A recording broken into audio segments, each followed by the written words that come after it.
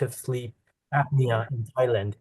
And he develops a multidisciplinary approach for uh, children who have sleep breathing disorders by cooperating with pediatric ENT and also speech therapists and medical professionals.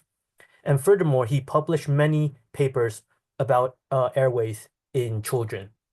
And last but not least is Professor Putty. Professor Putty is the craniofacial surgeon at Princess Sirenhorn IT Foundation Craniofacial Center and is also a attending physician and lecturer for the Faculty of Medicine at Chiang Mai University in Thailand. And she was also a former fellow here at Chang Memorial Hospital at our craniofacial center. And more importantly, she's one of my best friends in the world.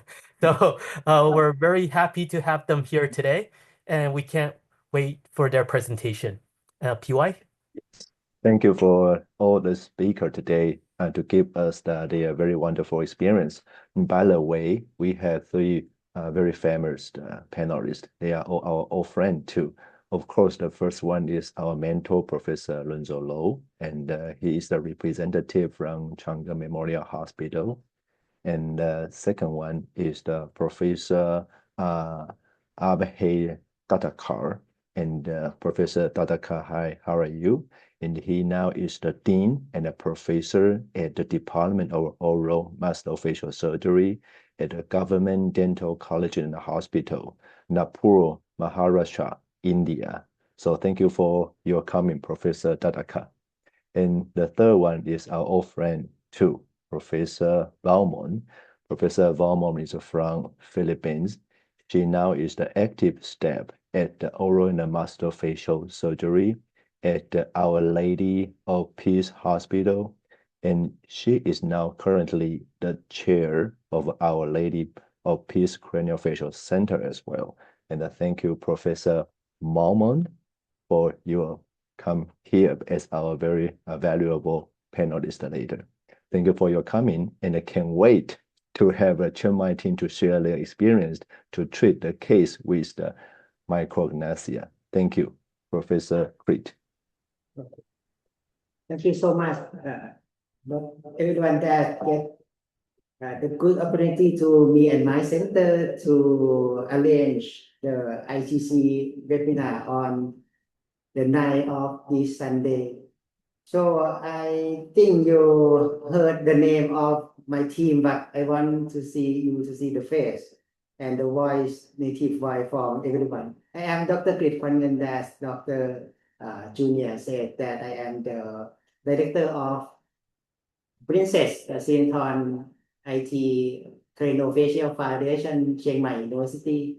And the woman who sits on the left of my side is Dr. Natika. Please introduce yourself again. My name is Dr. Natika Sangsuwan. Actually, I'm pediatric ENT and I deal with patient in craniofacial. I do both in ENT aspect like swallowing, hearing, and the most important is about sleep apnea in craniofacial. Yes. Hello again. Thank you very much for your kind introduction from Professor Joe and also Professor Junior. Okay, so I'm previous fellow at Chang Memorial Hospital and also for now I'm plastic surgeon in Chiang Mai. Thank you very much for my previous teacher, Professor Joe, and also my best friend, Professor Junior. Nice to see you all again.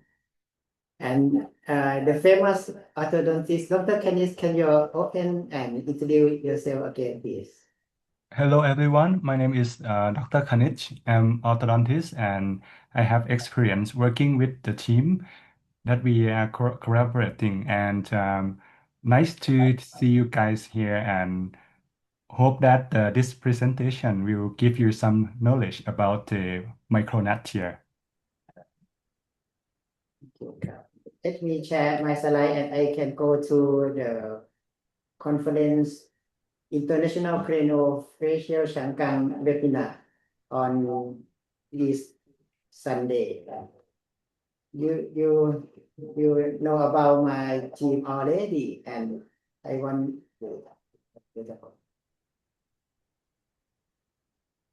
Okay, this is my center. My center located in the northern part of Thailand, Chiang Mai province, and under the official of Chiang Mai University and some faculty of medicine.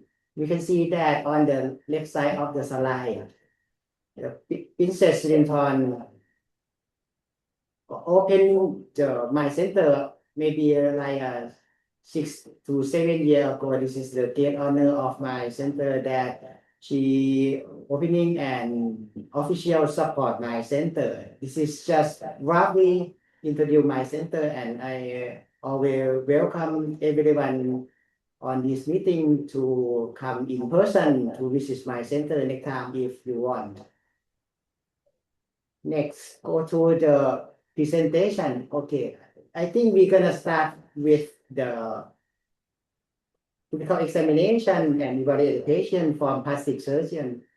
So, Dr. Chirakan, please. Okay, start with the patient's history. She is a 15-year-old Burmese female patient. She denies any other underlying diseases before. For now, she is a student in Chiang Mai, Thailand. She presented with the small mandible with a chin deformity, first noticed 13 years ago.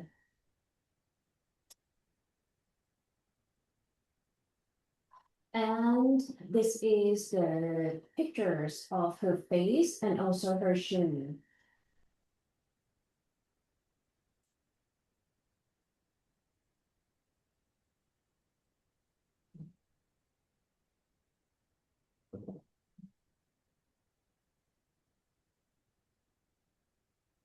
And for additional history, her mother noticed a small deformed chin since the patient was 2 or 3 years old, but she has no treatment before. 10 years ago, around age 5 of the patients, she developed snoring, gasping, and also apnea during sleep. And also she reported the difficulty in eating due to limited mouth opening. For the perinatal and childhood history, she is G2P2 twin pregnancy. The gestational age at that time of her birth is unknown because of she rebirthed at home in Myanmar. And she has no neonatal complications, but we are not sure about this because she had no treatment before. She denies history of vaccination and also any history of trauma. So other family history, the patient is the second of 5 siblings. All siblings are in good health, include her twins. She is fine. And deny any family history of congenital anomalies among first degree relatives. She is relocated to Thailand at the age of 7. For now, she lives with her older sister, and now she is in grade 5, ranked in first of her class. For nutritional history, she consumed around 3 meals per day, approximately 1 to 2 liters of rice per meal, 1 to 2 teaspoons of meat, and 1 egg daily. She drinks cool milk every day. This is the physical examination. Her body weight is 25 kilograms. Her height is 150 centimeters. Her BMI is quite low, 11.5. For general appearance, a girl, good consciousness, heart lung is good, neurological examination is good, extremities good. And for her eye, no pole conjunctiva, no icterus color. For her ears, everything is normal. Nose, normal. For the chin, she had severe micrognathia with limit mouth opening. Because of we cannot measure inter-incisive distance, so we can measure only in the first molar distance around 0.8 centimeter. For the condyle sensation, we cannot detect any of the condyle sensation in both sides. This is the facial profile. So we can see that for the lower third, she has very small and short chin when compared to the first and the middle part. And also, if we see for the front and also the lateral view, we can see very small micrognathia and also micrognathia. This is the position when let her open her mouth. So as I told you before that we cannot measure her incisive distance because of she had very limited mouth opening and also crowded teeth. So we can measure only interfirst molar distance less than 1 centimeter. And here, because of she cannot open her mouth properly, so the oral hygiene is quite poor because it's a little bit difficult for her to clean her mouth. And this is the superficial bone of this patient for the axial view. For the upper part and middle part, it's quite good. But we can see small and deformity of the condyle and also crowded teeth and small size and also posterior, quite posterior of the mandible. This is the coronal view of the CT scan.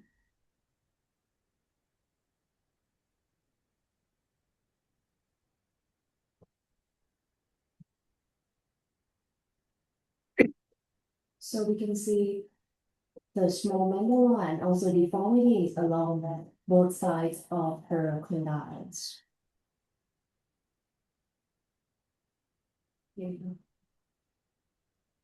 Okay, next it's going to be the sagittal view of the CT scan.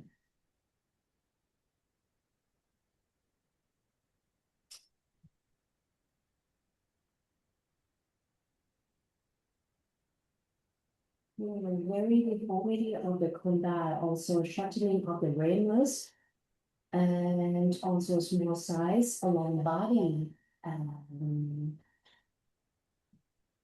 all of the mandible, both sides.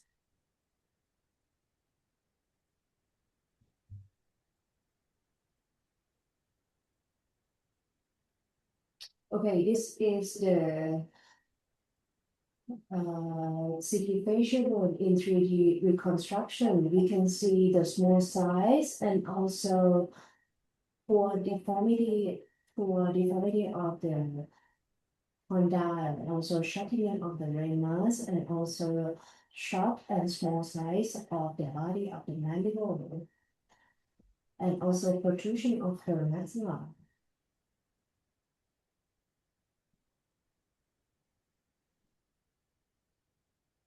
And also because of we cannot sense their condyle sensations for both sides, and also from the CT scan we saw the deformity of bilateral condyle. So we sent these patients to do the MRI of the TMJ joint because we are aware of there may be some deformity of the joint.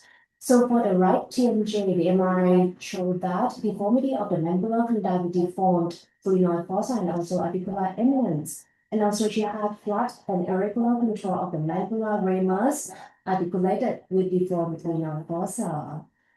For the left side of the TMJ, also deformity of the left TMJ, hypoplastic mandibular condyle, small size of glenoid fossa. So for now, we know that she had deformity on both sides of her condyles. Okay. So for now, all the problem is severe micrognathia, ankle class 2, and also severe trismus, bilateral TMJs, deformity, multiple dental caries, malnutrition, and also obstructive sleep apnea. Yeah, you can see that we have the very severe problems from just one patient. So before we go into do surgery, we thinking about multidisciplinary approach. So we consult to ENT doctor for evaluation and do something. Please. Okay. Because of she has severe micrognathia, it is not surprising that her sleep starting show moderate OSA. Her AHI, average AHI around 6 per hour, but in supine position, her AHI is 18.2, which is more than twice of life and live, which demonstrated that she had positional OSA. Her oxygenation went down to 79.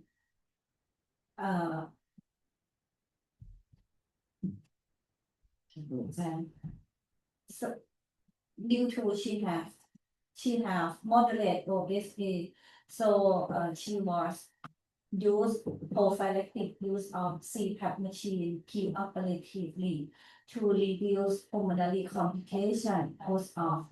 After autopap titration on the first night for 8 hours, her residual AHI down to 2.8. At 90% high pressure at 8, she was fit with muscle mass because she don't have any anomaly of the midface. She has only severe micrognathia. Then she was using PAP machine at pressure 8 for 6 weeks preoperatively. Her usage is about 5 to 6 hours per night, which is more than 4 hours per night. Then she is good candidate for surgery. Awake tracheostomy performed in operating room under mass ventilation because anesthesiologists cannot put any endotracheal tube in. You can see that she have very skin neck. Okay. It took only a few minutes from skin incision to find her trachea and make sure that we identify her proper trachea by little aspiration and visible air bubble in the sinus. Okay. Retraction suture or stent suture was done on both sides of trachea. And then make tracheal incision and insert endotracheal tube to tracheostoma.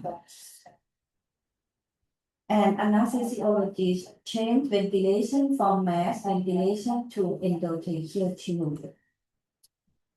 And then we suture skin edge to tracheal wall to form macrostoma.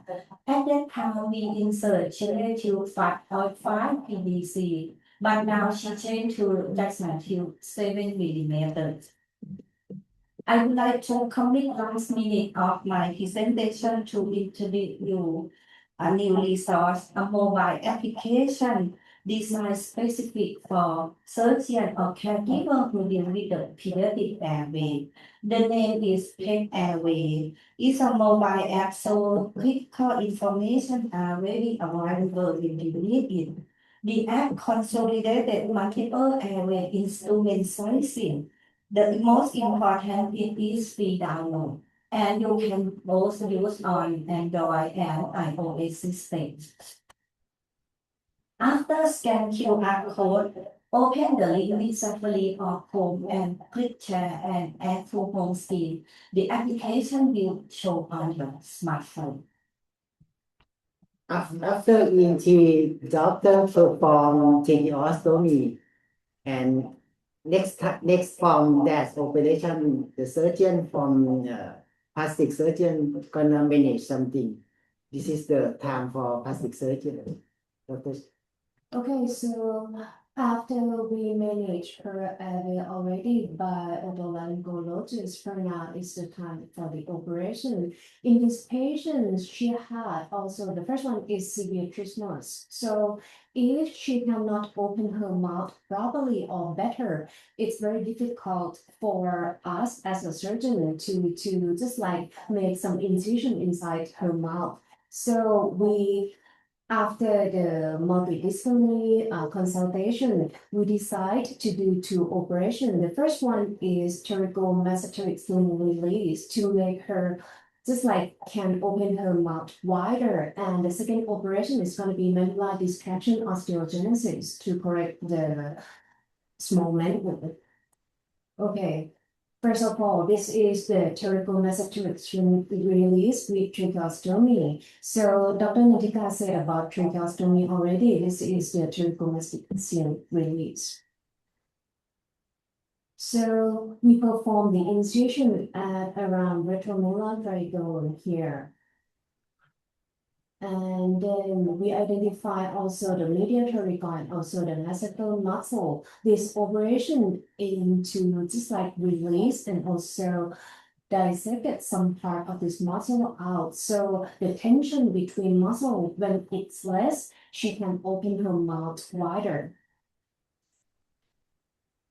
Here, this is the preoperative mouth opening and immediate postoperative mouth opening. So the first operation is just only muscle release.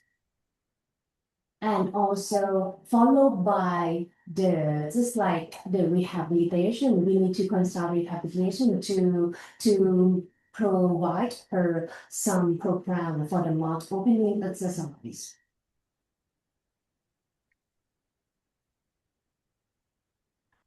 And for the distraction osteogenesis, so we consult with Professor Kanit for the plan of the operation.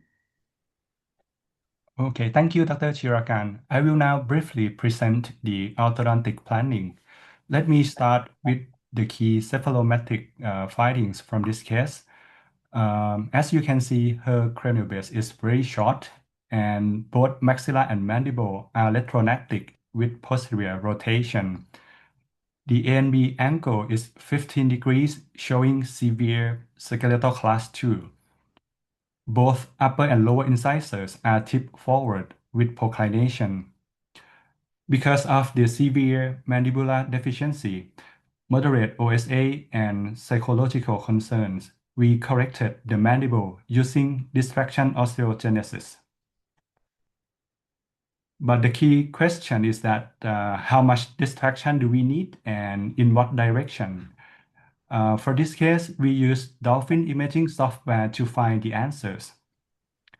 In dolphin surgery module, we virtually move the mandible with pitch rotation. Dr. Shirakan, could you forward the slide, please?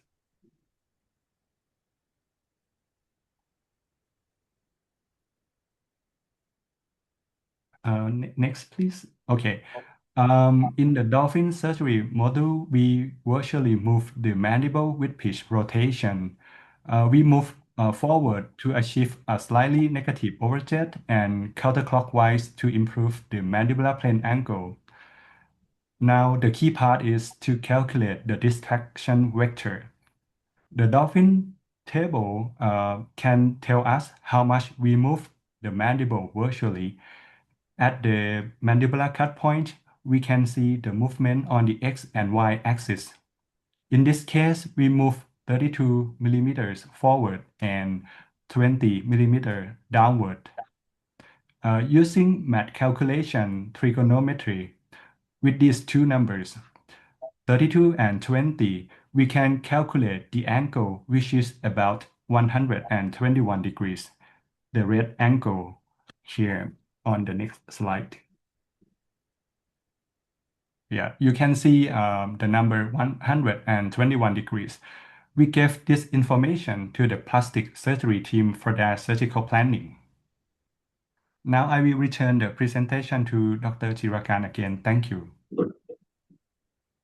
Okay, so after we consulted with the orthodontist and got the plan already, it's time for the distraction osteogenesis. So in this case, we chose both skin and also the mucosa incision. So first for the skin incision, we use the pretragus incision along and also the back cut, retroauricular back cut a little bit to expose all the mandible from the skin externally. And also we use the mucosa incision, the same incision with the pterygomesosteal. So we use the old style for the incision to expose the mandible. And then we cut the mandible as planned from the orthodontist and inserted the distraction osteogenesis down. here in both sides. So this is the post-operative pictures for distraction osteogenesis. And so as we know that for the distraction osteogenesis, we need to activate this DO. So in this patient, we start activation phase 7 days or around 1 week after the operation. For the activation period, we use around 1 millimeter. So it's going to be 2 rounds for the distraction osteogenesis per day. And we start from the left side and right side together here. This is before distraction. And this is after. So for the timing of the distracted part, we use around 2 months for the distraction here. So we use around 2 months. So we multiply by 2 for the consolidation phase before we remove the DO.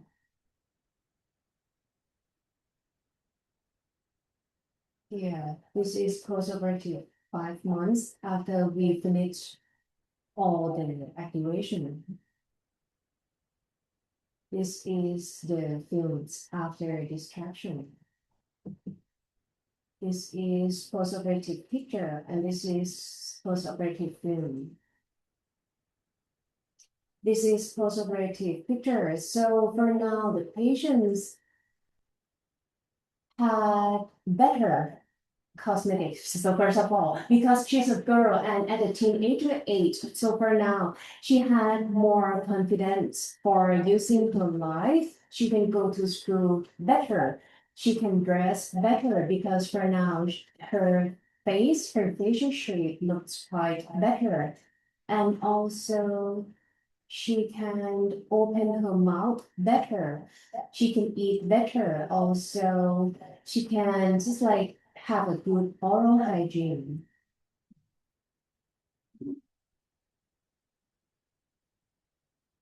Here, this is compare between pre-operative picture and post-operative pictures. We can gain the height of her face, especially in the lower third. We can adjust her shape of the mandible and also the length of the mandible for her. And this is the occlusion after finished distraction osteogenesis. So actually in these patients, we still plan for the further operation because for now she can open her mouth wider, but we think we can do it a little bit more better.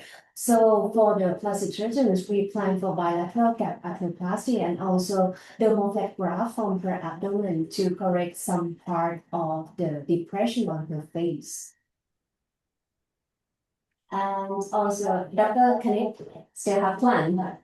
Okay, looking ahead, once the patient can open her mouth normally, we will proceed with necessary dental treatments like cleaning, fillings, or root canal treatment if needed. Then we begin orthodontic treatment and plan for true jaw surgery again. And thank you to the ICC Chiang webinar for inviting us today, and thank you all for your attention. Thank you. Okay. Dr. Joe and Dr. Junior, and this is all of my presentation for the case from Craniofacial Chiang Mai University. Thank you so much for the presentation. That was an amazing result. And at this time, I'd like to invite our panelists for some panel discussion. So first, I'd like to invite Professor Abhay Dekatar.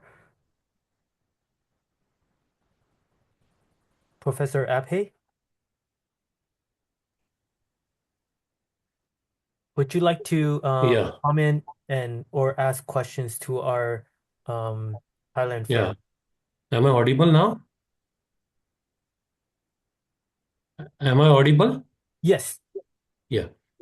So I really congratulate the team for such a wonderful presentation of a case of micrognathia because of the bilateral temporomandibular joint ankylosis. I have few questions to the team. Like they did the sleep apnea index before they start the treatment. So have you did the sleep apnea index after doing the bilateral distraction osteogenesis? And how much is the improvement in that particular?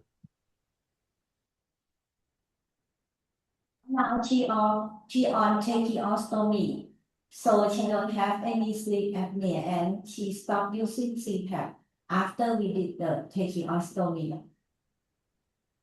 So after distraction, the CPAP is not used by the patient. Am I right? Now she's still on tracheostomy tube, so she don't have any sleep apnea.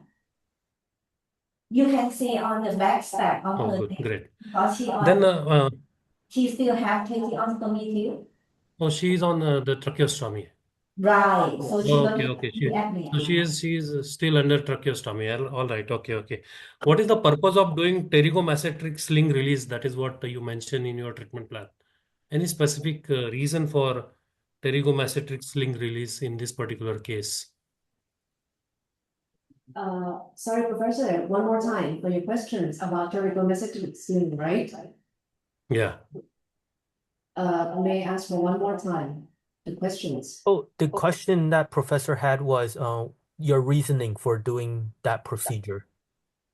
Because of we need to make her can open her mouth wider. So just in case that we didn't do something about the muscle first, we at the time we thought that the bony procedure cannot be done.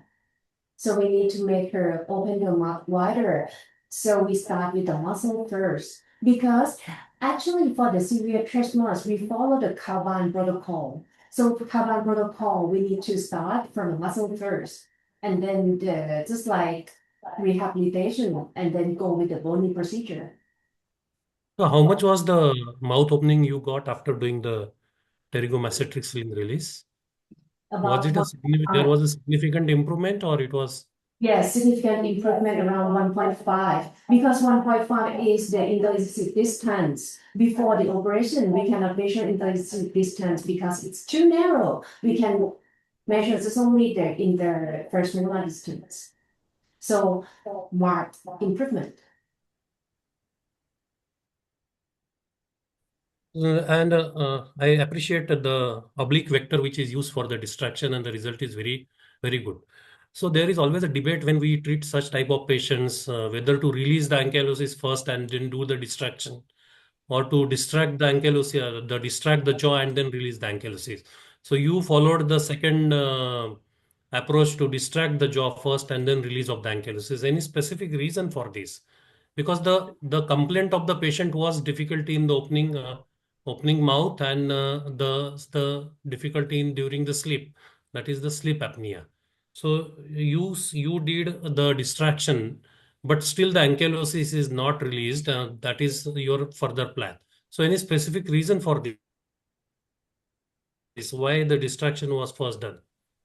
Because in India, we do the release of the ankylosis first and then followed by the distraction for such type of bilateral temporomandibular joint ankylosis patients. Actually, the reason behind You got my question?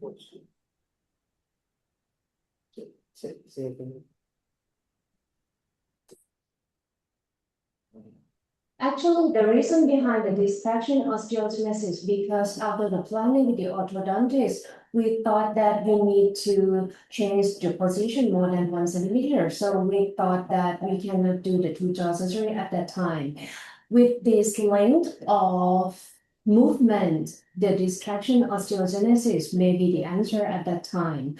But for now, after the operation, the reason that we still remain her tracheostomy tube because at first we planned for the further operation, but I think we can just like remove the tracheostomy tube for now because from the CT scan post-operative and also the clinical of the patient, I think she can breathe better without the tracheostomy. But the reason that we still remain for tracheostomy because at first we plan for the further operations. So it's safe for the patient and also safe for the anesthesiologist. Yeah.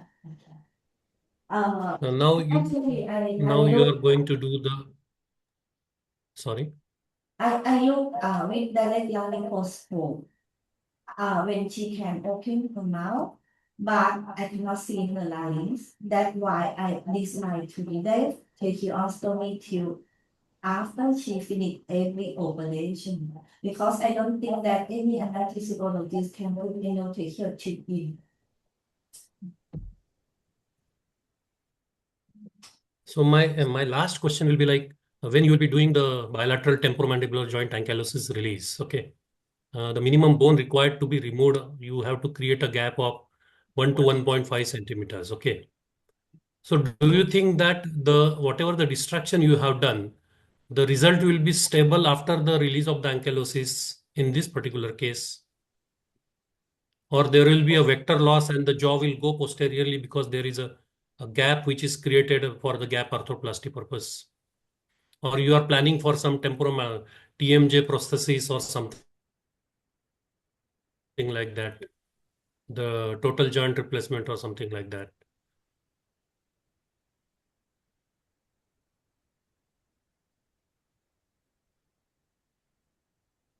Can I ask for the questions one more time slowly? So sorry, it might be about the signal problem, so I cannot catch the question. So sorry. So my question is, when you will do the release of the ankylosis, the phase of the treatment will be the release of the temporomandibular joint ankylosis. For the Okay. gap arthroplasty, right? Yeah. So are you Yeah. going to go for the total joint replacement by using the TJR, or what is the plan exactly? That is what my question. Actually, we wait for 6 months for the next operation, but for now, the patient, she is just like a teenager and she planned to go to the university. So we need to delay because she asked us that she wanted to study first and she doesn't want any operation by now. But our first plan is after the first operation 6 months. Yeah, and my question to the orthodontist, he said that they are going to do a bi-jaw surgical planning for this after the release. So will it be a simultaneous along with the release of the ankylosis, or after that will be the another third surgery for this patient? You asked the orthodontist, right? Dr. Yeah. Carnage. Oh, Yes. yeah. Thank you for your question. I think for now, we need the patient to open her mouth normally because we cannot put even the braces. And there are some teeth that has infected at the root. So we has to do root canal treatment. So we're gonna do everything after she can open her mouth normally. Yeah. After gap arthroplasty. Okay. Thank you. Thank you so much for inviting me. Thank you. Thank you so much, Professor Detakar. And next, I'd like to invite Professor Valmont. Hello. Congratulations to the SCFC CMU team. That was a wonderful case that you presented. And I appreciate the comments of Professor Datarkar regarding the sequencing of treatment. I actually, when in the start of my training, we were doing the release first prior to advancing. But the protocols of our counterparts in Chile made us think differently. And what they did was they did not release the ankylosis and then they distracted, which is what you did. One of the reasons that they do that is that when you're distracting at the volume that you are distracting, and the muscles and the soft tissues are exerting a lot of backward pressure, you can drive the joint into the Fossa. up Correct. there. Yes. Yeah. So also you will have two moving parts. No, you have a gap, temporomandibular joint, and then you have a gap in the mandible. So there's some what do you call this? This instability. So having a nice Vector load. fixed, Vector yeah, load. yeah. So having a nice fixed joint as you advance is actually very beneficial, which happened to your case. So yeah, that's a good thing. But I appreciate Dr. Datarkar because he said that you may need to plan with the orthodontist when to initiate orthodontics. Maybe do it after the the final treatments, final surgical treatments. Um, so I also appreciate your input, Dr. Datarkar, that this is an early ankylosis rather than a congenital malformation. Because the onset was at around 2 to 3 years of age, and most of the time, most of the childhood trauma happens between 3 to 8 years old. No? So at that point, the joint is if this is the joint, this is the coronoid process, there is no neck. There is no neck. No? So what happens is it's very short and then it's very porous so that any fall can actually create a hemarthrosis inside the temperament, the capsule. And so you can have fusion, you can have a change in the morphology of the joint, allowing it to create a platform that will not rotate. So I agree with that assessment. But nonetheless, all of what you did in Chiang Mai was wonderful. I wish you luck uh, with the next steps. I would try to change the cannula so that your patient can speak, no? And maybe later on you might decannulate the patient even before the next surgery. Now she changed to Jackson Hill and she can speak. She told me, Perfect. yeah, she can Okay. communicate. Okay. I would further suggest that you put as part of your team a good rehabilitative team because in the ankylosis that we've released in the past, they would I've had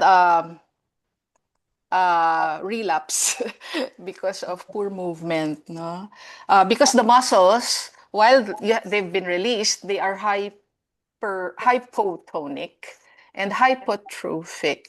So even if we move all the bones around, the muscles will still be have had for this child 13 years of non-movement. Huh?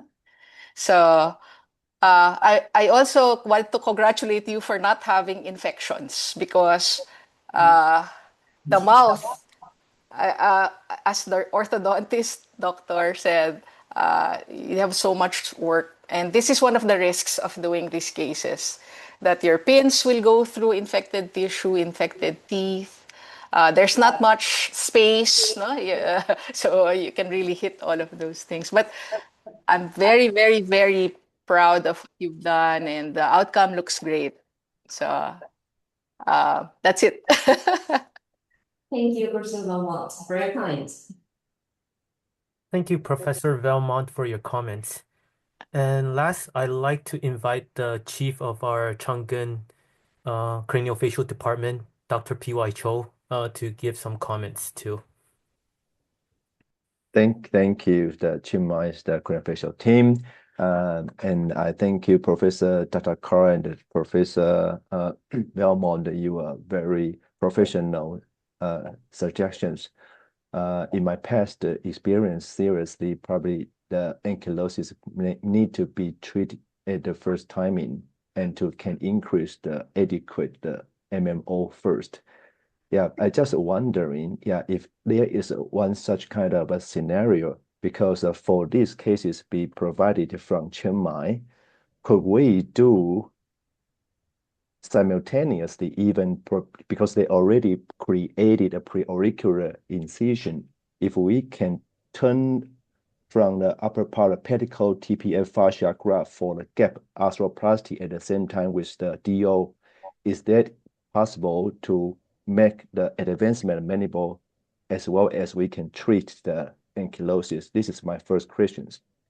The second question is that I just reviewed your presentation from Professor Carnage. You have to do the simulation. You want to do a counterclockwise rotation for your predict the mandible, and your prediction is a little bit over jet lower jaw is a much advancement over upper jaw.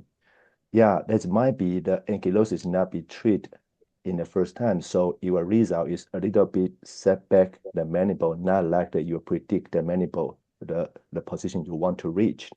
So that is the reason, just like the Professor Velmont or the Dakata mentioned, because ankylosis is the first thing you have to correct first. Otherwise, relapse immediately is very easy to happen. So your second option is to do the gap arthroplasty and followed by the two-jaw orthodontic surgery. Yes, right? So the question for me, the first question, I just want to check with the Dr. Carr and Dr. Velmont. Is it possible to do the DO as well as the gap arthroplasty at the same time? What's your opinion? Yes, please. Yeah. I think both the procedures, especially when the child is already 15 years old, most of the growth spurts are already in a phase of completion. My opinion will be to do the gap arthroplasty along with the total mandibular, temporomandibular joint replacement and bilateral simultaneous distraction osteogenesis. And my preference will be to do the external distractors, internal intraoral distractors rather than the external distractors. That is what we are doing at our center here in India. Maybe we have done more than 30, 25 to 30 patients with the internal distractors, and the results are really good in those patients. And when you do the release and place the temporomandibular joint by TJ or total joint replacement, the possibility of what Professor Valmonte was asking, the loss of the vector, that is what we call the proximal segment going towards the glenoid fossa, will be totally will be less because there is a vertical stop with the joint with the TJR. That is my opinion. You. And I have another question for Professor Tataka. You mentioned the internal, the DO is the rather than the external DO for this case. However, is that will increase the infection in this such kind of still not very a lot of caries and a lot of poor dentitions the situation in this case. How do you think? Yeah. Because we don't open in my center, we don't do any intraoral incisions when we are doing the intraoral distractors. We open it with a Risdon incision and give a oblique cut because we want the horizontal as well as the vertical distraction. Oblique cut and then place the distractor, only the port of the distractor that will be coming out of the skin, something like this, okay? And then we start doing the distraction after 8 to 10 days and whatever the amount of the distraction we needed. That is more easy for the patient's life because keeping that particular distractor externally for the consolidation, for the time of the consolidation, I think really cumbersome for the patient also. So initially, we used to do the external distractors, but now we have stopped it since maybe 3 to 4 years, and we are using those internal distractions, and the results are really good with that also. I would And say that yes, yes, you can do both the joint and the distraction at simultaneously, only if you are using prosthetic. You cannot Right. use fascia or you cannot use dermis or any other material there. It has to be a nice rigid material that Dr. Datarkar mentioned. That will also allow you to plan the gap very well because it would have cutting guides, it would have a fixed height. So that's number one. Um, what? Number two, the insofar as the distractors, the advantage of your external distractor is it's longer. So if you are, and then if it's an external distractor, it's farther from the surface of the mandible. No? So if it's an internal distractor, usually you will use a shorter one. But you're doing 32, so I don't know. Dr. Datarkar might have access to very long distractors. But the external distractors are multi-directional. So if you want to go down first, then forward, you can do that. There are multi-directional distractors in the oral cavity. I don't have experience with them, Dr. Datarkar. Those are so expensive. We don't have them here. But yes, you can do it at the same time. We have the Indian companies which are really fabricating the distractors for us. Around 35 to 40 millimeters of the distraction can be achieved by the intraoral distractors. I will need to get your contact I will numbers.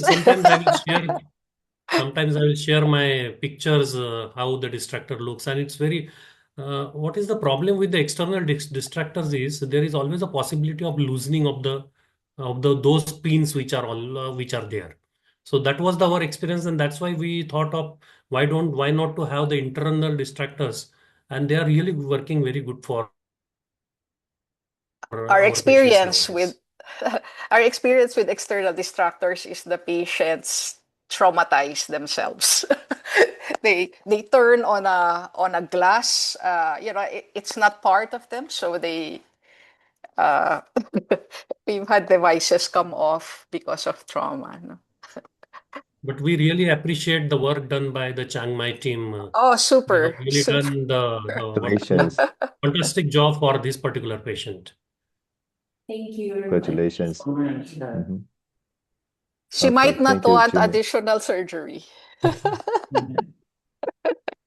Okay, thank you to our panelists once again for the amazing panel discussion.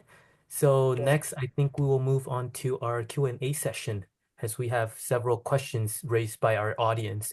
So the first one is from Dr. Zhao, and the question I think is best fitted to ask Professor Kanish to answer.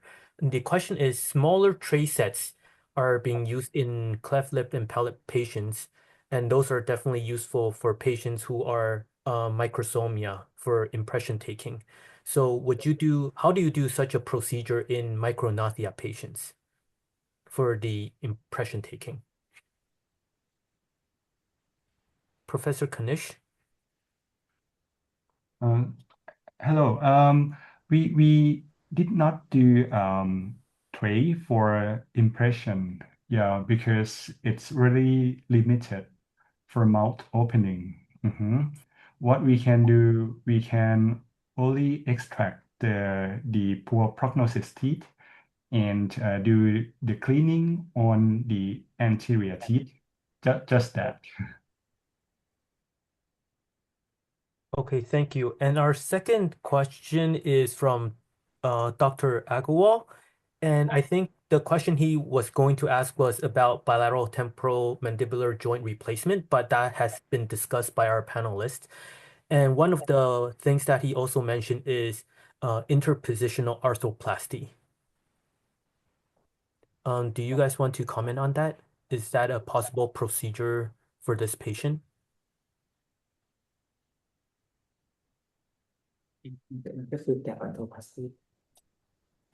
What is the question exactly? Oh, the question is, would interpositional arthroplasty be suitable for this patient? And Yeah. Ken. Yeah. Would Dr. Valmont, would you like to add any more comments on that?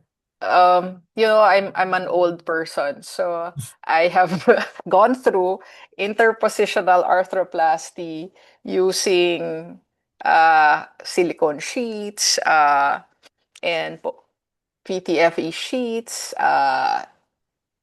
temporalis muscle. You split it and you turn it around, dermis, and all these things. No? So what is key is that you move it. You have to move it. So I don't know if that's why I was worried about using interpositional materials that are autogenous. Uh, so I would rather that you use a prosthesis. However, those are very, very expensive. So yes, there is room for interpositional arthroplasty. There is even room for gap arthroplasty, as long as you have a very, very good, what do you call this, rehab team. Just an additional question.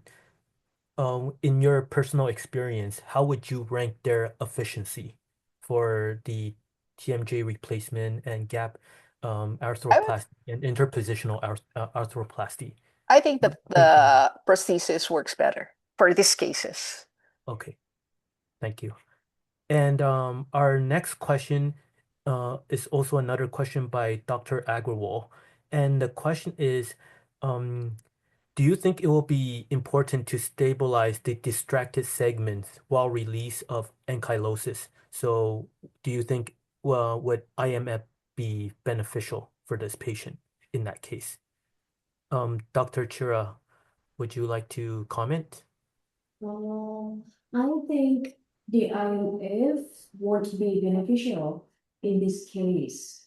Yeah, but because the stabilization of the distraction osteogenesis is a consolidation phase, normally we double time of the activation periods. So in this case, we wait around 3 months to remove the distractor out. Mhm. Okay, thank you. Thank you. Does any of the panelists want to add to that question? I just TY? yeah, I just wondering Puchi, what is your expected time to do the next procedures for these cases? For the next procedure, right? Yeah, yeah. Actually, we remove the distraction osteogenesis around 3 months after the activation, and we plan to wait around 6 months to a year for the next operation to let all the inflammatory process subside and make all the scar better. Mhm. Okay. But Yeah. Thank you. it difficult because we have to manage her quality of life first because she want to go to school, want to have education while we have to wait for long as standard. Yeah. And just a review for your presentation, the patient now is quite confident to compare the previous time. So she could really to face her peers in school. So that's a very nice, promising future for these ladies. No problems. Congratulations. Mhm. Okay, and one last question, and this question is from Dr. Patrick Chen. And the question is that if you were to manage another patient with exactly the same presentation as this one, are there any aspects that you would want to change from pre-surgical to surgical to post-op treatment? Surgical. Actually, first, I need to say hi to Patrick first. Okay, so for the questions, I think for the severe trismus and also micrognathia, we need to evaluate patients by patients, or the treatment protocol, or all the planning.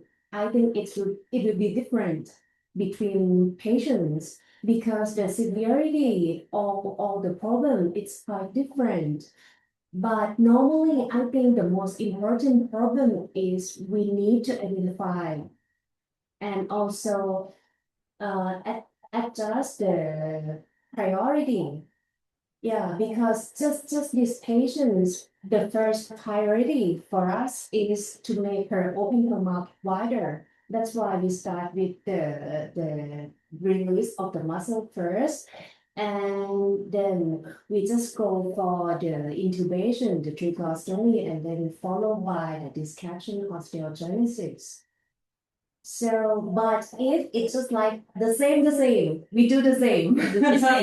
Yeah. I do the same. I think we do the same because let I tell everyone that we want to get the patient into the tracks of the treatment and to have quality of life and to have the power to live to education and keep the track for surgery. This is the patient refuse to do multiple surgery, but now she accept because she see the face and get the confidence, and now she return to say to us that she ready to do surgery for gap arthroplasty and another surgery. Okay, thank you. Thank you to all our panelists and all our doctors from Chiang Mai Hospital. So, PY? Let, Yes. let, let, let me show some presentation because Oh, I yes, please. want you invite everyone come to Bangkok next year on October to have the conference Asia Pacific Joint Craniofacial Congress. This is the international conference and invite everyone to join this conference in Thailand and Bangkok.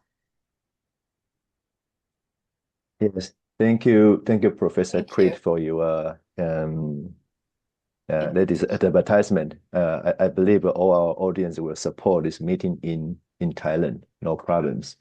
And thank you for all this very great result for these ladies from the Chiang Mai, and we are looking for you guys have a very nice and promising outcome for these ladies. Yes. By the way, I have to announce our the webinar is 2 weeks later. Our presenter is now currently on stage, Professor Fayaz. Hello, Professor Fayaz. Professor Fayaz will present the fifth time the ICC presentation in treating the difficult oral nasal fistula in patients with cleft. Yeah, so we are eager to learn from Professor Fayaz 2 weeks later. And before I close this webinar, I invite all our audience to show you a smile again. We now is our group photo time. So thank you very much. Please come together and we can gather together in front of your computer, your screening, and show me your smile, please. Thank you, our two panelists, one from India, Professor Dr. Carr, and one from the Philippines, Manila, Our Lady's the Hospital, Professor Wilmont, and for your very valuable comment for this difficult case. And I will count to three, and please smile as quick as possible, okay? Okay, and 1, 2, cheers. Thank you very much for all your kind participations, and good morning and good evening. Have a good day. See you in the future, 2 weeks later. Bye-bye. Thank you so much. Thank you. Thank you Thank so you so much. Bye. much. Thank you, Thank Dr. you. Carnage. Thank you, Congratulations again. Bhuti. Thank you, Professor Creed. Really, Thank you, Dr. Natikar. really appreciate. Thank you for your Congratulations. Thank sharing. you. Thank you for your sharing. Yeah, amazing results. Hi, Dr. Dean. Hi, Dr. People. Hi, nice to see you here. Nice to see you. Yeah. Hi, Dr. Yaya. How are you? Wow, from Congo. Hi, Yaya. Okay. Hey, Thank you, Junior. Bye-bye. see ya. See you Bye-bye. tomorrow. Bye-bye. Bye.